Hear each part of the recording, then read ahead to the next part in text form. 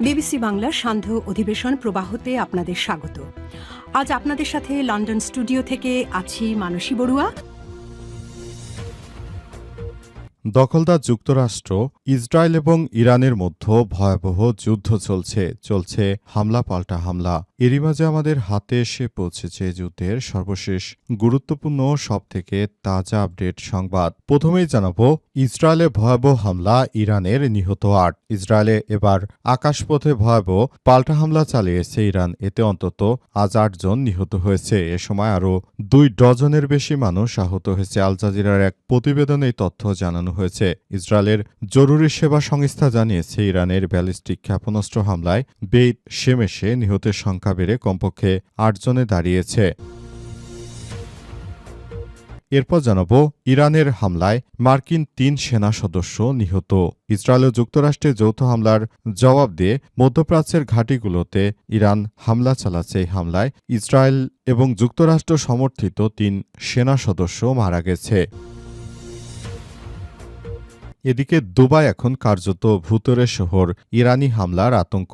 দুবাইতে পর্যন্ত ইরানের হামলায় ৪ জন মারা গেছে। এর মধ্যে একজন বাংলাদেশি নাগরিক, একজন পাকিস্তানি, একজন নেপালের নাগরিক এবং একজন সংযুক্ত আরব আমিরাতের নাগরিক। এছাড়াও ৫৮ জন আহত হয়েছে। এখন দুবাই শহর কার্যত ভূতুড়ে নগরীতে পরিণত হয়েছে, কারণ সেখানে কোনো মানুষকেই আর দেখা যাচ্ছে না। এবারে জানাবো কাতারে দফায় দফায় বিস্ফোরণ, ইরানের হামলা, বাসিন্দাদের ঘরে থাকার পরামর্শ।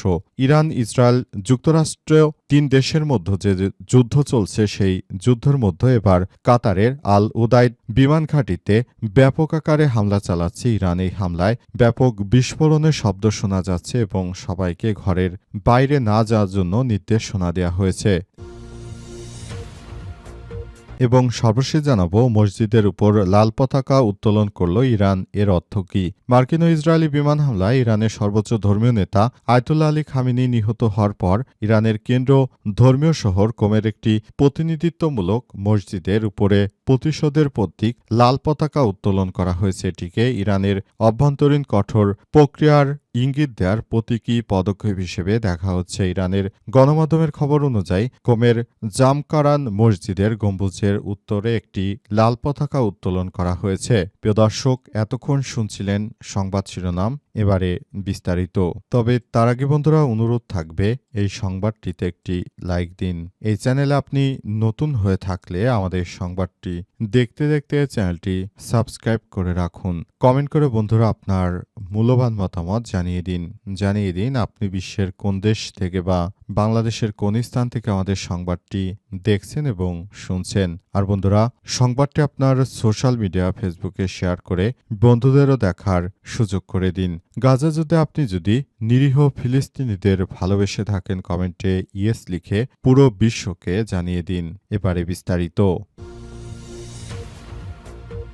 ইসরায়েলে ভয়াবহ হামলা, ইরানের নিহত ৮। ইসরায়েলে ভয়াবহ আকারে পাল্টা হামলা চালাচ্ছে ইরান। এতে অন্তত ৮ জন নিহত হয়েছে। এ সময় আরও ২ ডজনের বেশি মানুষ আহত হয়েছে। আল জাজিরার এক প্রতিবেদনে এই তথ্য জানানো হয়েছে। ইসরায়েলের জরুরি সেবা সংস্থা জানিয়েছে যে ইরানের ব্যালিস্টিক ক্ষেপণাস্ত্র হামলায় বেইত শেমেশে নিহতের সংখ্যা বেড়ে কমপক্ষে ৮ জনে দাঁড়িয়েছে। হামলায় কমপক্ষে ২৭ জন গুরুতর আহত হয়েছে। তাদের মধ্যে ২ জনের অবস্থা গুরুতর।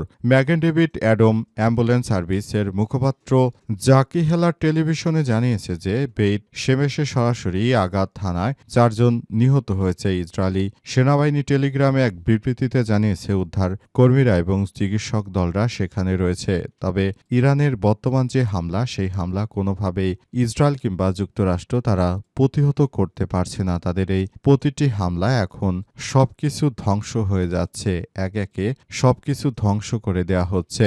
বর্তমানে এই কন্ডিশনে আসলে কিভাবে মার্কিন যুক্তরাষ্ট্র সবকিছু সামাল দেবে সেটি তাদের জন্য বড় ধরনের একটি চ্যালেঞ্জ হয়ে দাঁড়িয়েছে। তারা আসলে কি করবে এবং কি করতে পারবে সেই বিষয়গুলো নিয়ে সবাই অনেক বেশি কথাবার্তা বলতে শুরু করেছে। আসলে পরিস্থিতি কোন দিকে যাবে সেটি এখনও দেখার বিষয়। পুরোপুরি প্রক্রিয়াগুলো সঠিকভাবে মূল্যায়ন করার জন্য আসলে এখন থেকেই সবাইকে এসব বিষয়গুলো নিয়ে খুবই গুরুত্ব সহকারে কাজ করতে হবে। কিন্তু এখন পর্যন্ত আসলে এই বিষয়গুলো সেদিকে যাচ্ছে না। বিষয়গুলো কোন কোন দিকে যাচ্ছে সেটি এখন পর্যন্ত বোঝা যাচ্ছে না। ইরানে হামলায় ৩ মার্কিন সেনা নিহত। ইসরায়েল ও যুক্তরাষ্ট্রের মধ্যে পাল্টাপাল্টি হামলার মধ্যেই কাতার, সংযুক্ত আরব আমিরাত সহ বিশ্বের বিভিন্ন দেশে যেসব দেশে মার্কিন যুক্তরাষ্ট্রের যেসব ঘাঁটি রয়েছে সেসব ঘাঁটিকে লক্ষ্য করে আসলে হামলা চালাতে শুরু করেছে ইরান। ইরানের এসব হামলায় এ পর্যন্ত ৩ জন মার্কিন যুক্তরাষ্ট্রের সেনা সরাসরি মারা গেছে, এমনটাই জানিয়েছে মার্কিন যুক্তরাষ্ট্র। পাশাপাশি আরও বেশ কয়েকজন আহত হয়েছে। এই ঘটনার পর পরিস্থিতি এখন থমথমে অবস্থা বিরাজ করছে। মধ্যপ্রাচ্যের মার্কিন যুক্তরাষ্ট্রে যেসব ঘাঁটি রয়েছে সেসব ঘাঁটিগুলোতে একে একে প্রতিনিয়ত হামলা চালাতে শুরু করেছে মার্কিন যুক্তরাষ্ট্রের চিরশত্রু ইরান। ইরান এই হামলা চালিয়ে নিজেদের সক্ষমতা জানান দিচ্ছে এবং টিকে থাকার লড়াইয়ের মধ্য দিয়ে আবারও তারা যাচ্ছে। অবস্থায় আসলে পুরোপুরি পরিস্থিতি কোন দিকে গড়ায় সে বিষয়টি এখন পর্যন্ত জানা যাচ্ছে না। ইরানের বর্তমান যে সামরিক সক্ষমতা রয়েছে সেই সক্ষমতার মধ্যে আসলে তারা যতটুকু পারছে ততটাই সংযুক্ত আরব আমিরাত, সৌদি আরবের রিয়াদ, এছাড়াও কাতার, বাহরাইন সহ ওমান সহ বিশ্বের বিভিন্ন রাষ্ট্রে অর্থাৎ যেসব জায়গায় সংযুক্ত আরব আমিরাত সহ যেসব জায়গাগুলোতে যুক্তরাষ্ট্রের ঘাঁটি রয়েছে সেসব ঘাঁটিগুলোতে এই হামলা চালানো হচ্ছে। হামলায় অনেকেই অনেক কিছু হারাচ্ছে। বাংলাদেশিরা অনেক জায়গায় নিহত হওয়ার খবর পাওয়া যাচ্ছে। তাই এসব রাষ্ট্রগুলোতে যারা বাংলাদেশি রয়েছেন তাদেরকে নিরাপদে থাকার জন্য বলা হচ্ছে এবং সবাইকে বলা হচ্ছে তারা যেন যথাযোগ্যভাবে তারা তাদের কাজকর্ম নিয়ে থাকে এবং তারা যেন বিনা প্রয়োজনে ঘর থেকে বাইরে না বেরোয়। এজন্য সবাইকে ইতিমধ্যেই নির্দেশনা জারি করা হয়েছে এবং নির্দেশনা অনুযায়ী সবাইকে কাজ করার জন্য আহ্বান জানানো হয়েছে। দুবাই এখন কার্যত ভুতুড়ে শহরে পরিণত হয়েছে।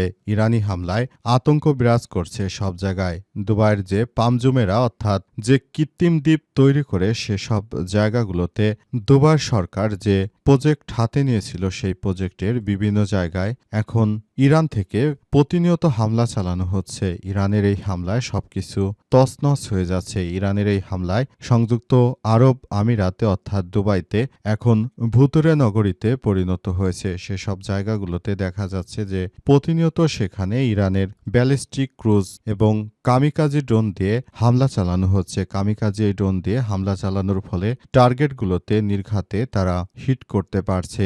অবস্থায় এসব জায়গাগুলোতে এখন সাধারণ মানুষ ভয় আর এসব শহরগুলোতে বেরোচ্ছে না। সেখানে একটি ভুতুড়ে পরিস্থিতি তৈরি হয়েছে। নতুন করে এই হামলার সঙ্গে আবার যোগ দিয়েছে চীনের সামরিক বাহিনীর কিছু অংশ।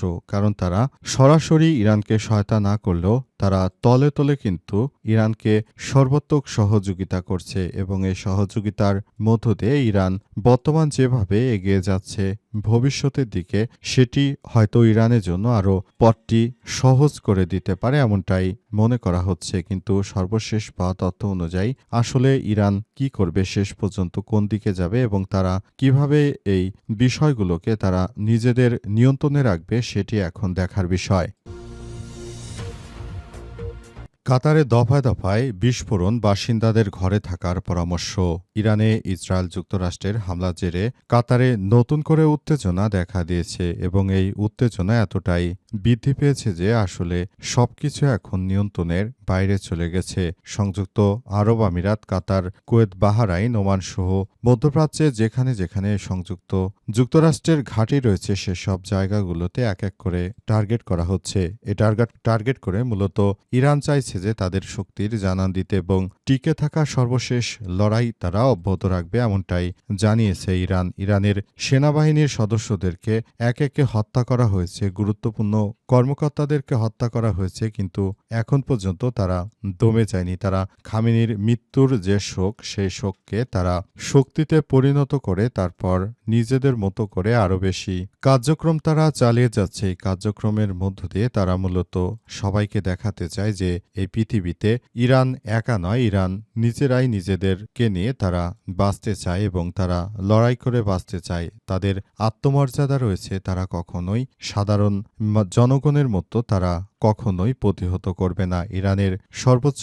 ধর্মীয় নেতা আয়াতুল্লাহ আলী খামেনি তিনি যেভাবে দেখিয়ে গেছেন, জীবনের শেষ দিনে এসেও তিনি কারো কাছে আত্মসমর্পণ করেননি। তিনি গর্বচিত্তে একজন সিংহ পুরুষের মতো মারা গেলেন। কিন্তু তিনি আসলে জনগণকে দেখিয়েছেন যে যারা প্রকৃত বীর তারা কখনোই আসলে আত্মসমর্পণ করে না। তারা নিজেদের মতো করে সবকিছু পরিচালিত করে আল্লাহর দেখানো পথে চলে, কখনোই তারা আত্মসমর্পণ করে না। ইরানের সর্বোচ্চ ধর্মীয় নেতা আয়াতুল্লাহ আলী খামেনি তিনি তার এই কার্যক্রমটি চালিয়ে সবাইকে, পুরো বিশ্ববাসীকে দেখিয়ে গেছেন যে আসলে মুসলিমরা কখনোই আল্লাহ ছাড়া কারো সামনে মাথা নত করে না। যত শক্তি প্রেশারাইজ করা হোক না কেন, কখনোই তারা তাদের কাছে মাথা নত করবে না।